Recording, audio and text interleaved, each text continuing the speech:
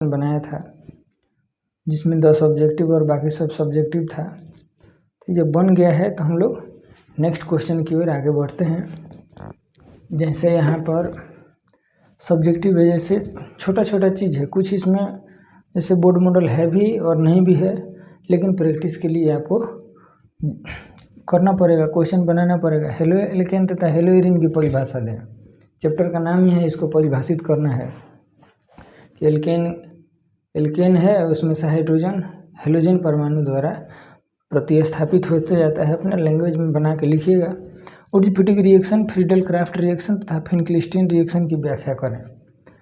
उर्ज-फिटिक reaction, Friedel craft, जो भी reaction है, देखिए केमिस्ट्री में जो भी रिएक्शन है उसको क्या कीजिए कि अपने भाषा में लिखिए कि आखिर उस रिएक्शन में होता क्या है और उसको रिएक्शन को करके दिखाइए कॉपी पे, यानी कि समीकरण के साथ लिखिए। नेक्स्ट है छोटा क्वेश्चन है, फ्रीऑन, बीएचसी और क्लोरोफॉर्म का एक एक उपयोग लिखना है।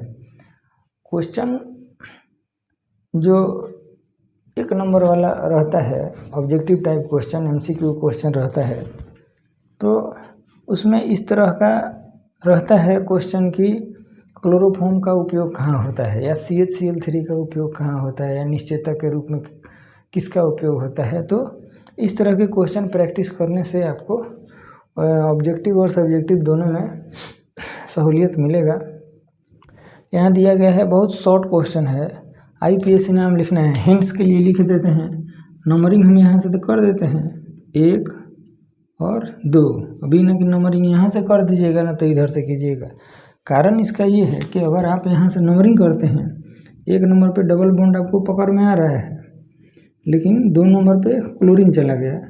अगर नंबरिंग यहाँ से करते हैं तो 1 नंबर पे डबल बॉन्ड भी है और क्लोरीन भी है। अब तो आप नाम आसानी से लिख सकते हैं।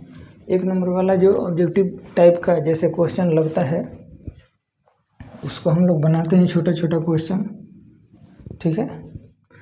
क्या होता है जब C2H5Cl को KOH के साथ अभिक्रिया कराते हैं, तो आपको बताया गया है कि अगर एक्वस KOH रहे और एल्काइल हैलाइड रहे तो प्रोडक्ट क्या बनता है, एल्कोहल।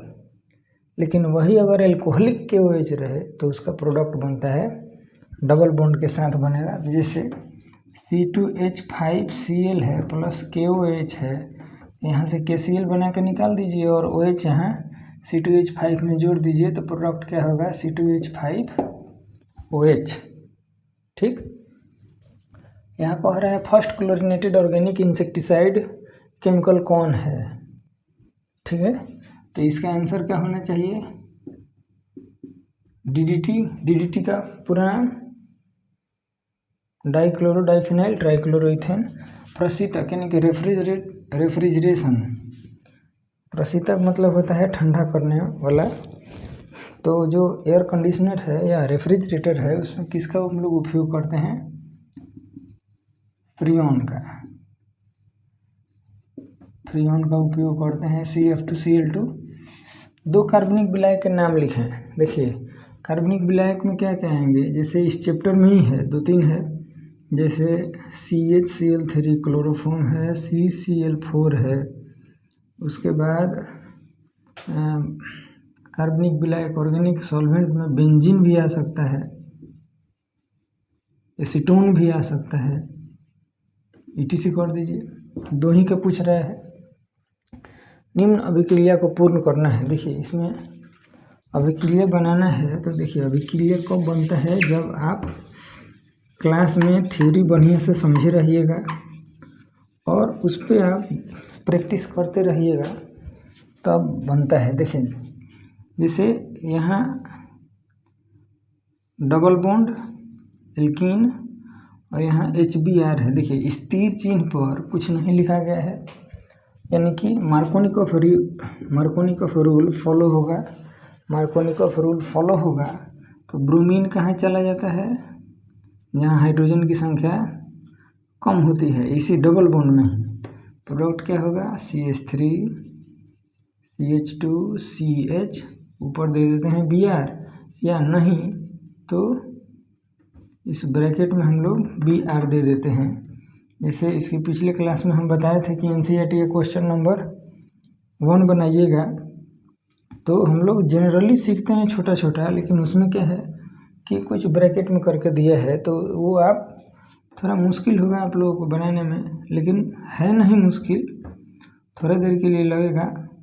इसी तरह करके दिया है ब्रैकेट में, और हम लोग क्या करते हैं CH3 इस तरह दे दिए तो दिखाई दे रहा है कि कहाँ क्या है, नंबरिंग करना है, अल्फ़ाबेटिक ऑर्डर में नाम लिखना है, लेकिन आपको इसमें स्ट्रक्चर को पहले तोड़िएगा क्वेश्चन नंबर 1 में, उसके बाद बनाइए। क्वेश्चन नंबर 2 में भी है, और यहाँ पे बी आर अगर दे देते हैं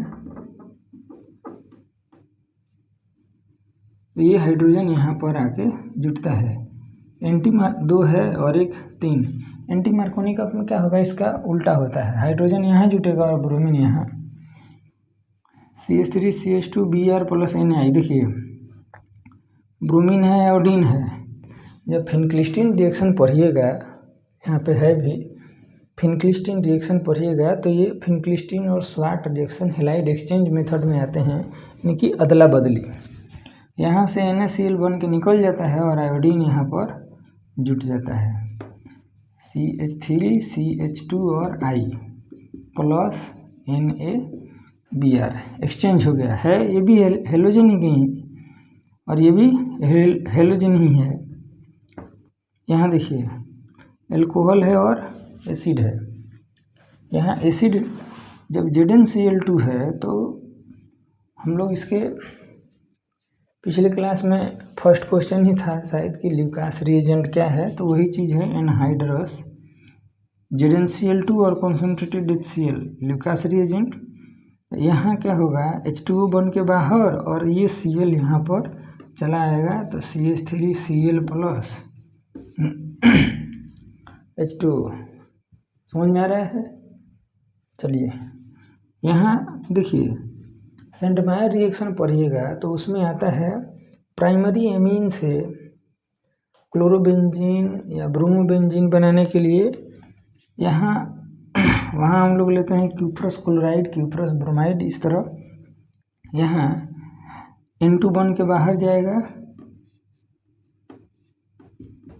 N2 बन के बाहर, और यहाँ से KX बन के बाहर, यानी कि अगर यहाँ पर N2 के बदला में अगर हम Cl लिख दें तो यहाँ पर KCl, और ये आयोडीन जहाँ से N2 हटता है वहाँ पे बॉन्ड खाली रहेगा, तो वो आयोडीन यहाँ पर चला जाता है, तो हम लोग लिख सकते हैं आयोडो बेंजीन। देखिए ऑर्गेनिक केमिस्ट्री में आप जो भी प्रोडक्ट लिखिए उसका नाम अगर पॉसिबल है, याद है, पॉसिबल क्या सबका तो नाम है ही, अगर याद है तो उसका नाम भी लिखते चलिए।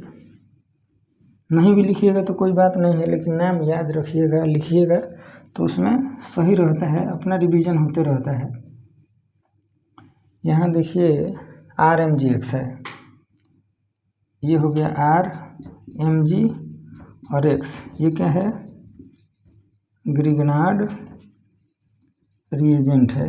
वाटर से अभी क्लियर करेगा, तो यहाँ पर हम वाटर को, ये वाटर H और OH में टूटते हैं। Mg का वैलेंसी कितना होगा, 2।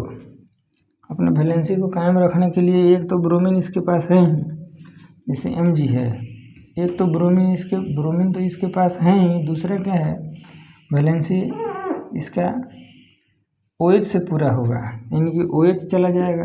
दूसरा चीज़ क्या है, ये पॉजिटिव है, यहाँ OH निगेटिव है। जब ये यहाँ से हटता है, ये हाइड्रोजन यहाँ पर आकर जुटता है, तो प्रोडक्ट क्या होगा,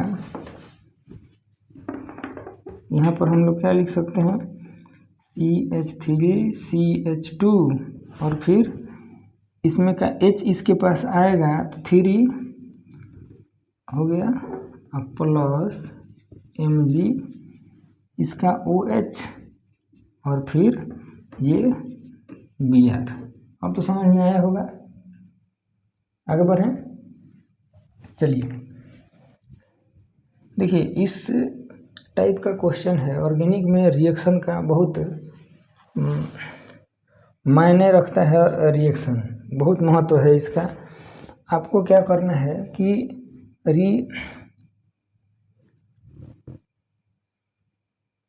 रिएक्टेंट को लिख लेना है और प्रोडक्ट को अपने से बनाइए और फिर मिलाइए। किताब का सहारा लेना नहीं भूलिए, आप बनाइएगा। अगर गलती होता है तो फिर किताब से मिलाते रहिए। द्रव अधातु कौन है? द्रव अधातु कह रहा है तो ब्रोमीन हम लोग लिख सकते हैं। उसका सिंबल क्या होता है ब्रोमीन का? Br एटॉमिक नंबर 35 हेलोजन का सदस्य है। देखिए पिछले क्लास में जब क्वेश्चन दिया गया था तो हेलो एल्केन का सामान्य सूत्र छूट गया था उसमें।